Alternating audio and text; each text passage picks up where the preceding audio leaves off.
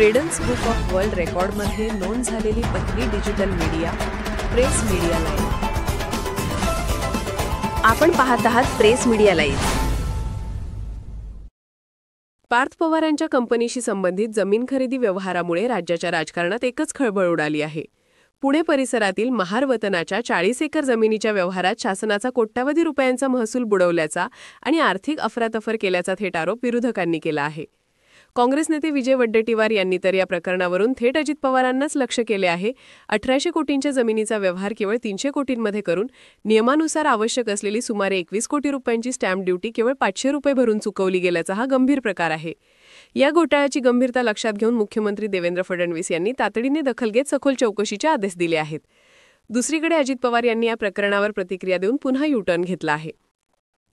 आता या प्रकरणावर बोलताना अजित पवारांनी पार्थ पवारांच्या जमीन गैरव्यवहार प्रकरणाची आपल्याला कल्पना नव्हती असा दावा केला आहे। मात्र आदल्याच दिवशी अजित पवारांनी 3-4 महिन्यांपूर्वी अशा पद्धतीचं काहीतरी सुरू असल्याचं माझ्या कानावर आलं होतं असं सांगितले होते। त्यामुळे आता अजित पवारांनी यू-टर्न घेतल्याचे म्हटलं जात आहे।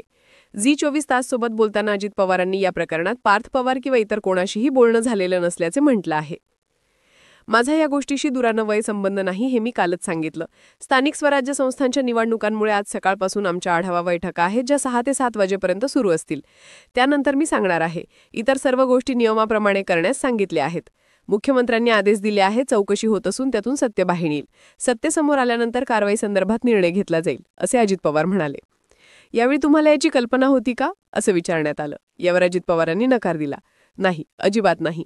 मी नेहमी माझ्या सगळ्या लोकांना सांगतो की कोणतीही गोष्ट करताना कायद्याच्या नियमाच्या संविधानाच्या चौकटीत राहूनच करा। या प्रकरणात माझं कोणाशीही बोलणं झालेलं नाही असंही अजित पवारांनी म्हटलं आहे। प्रेस मीडिया लाईव्ह न्यूज चॅनलला लाईक करा, शेअर करा आणि सबस्क्राईब करा।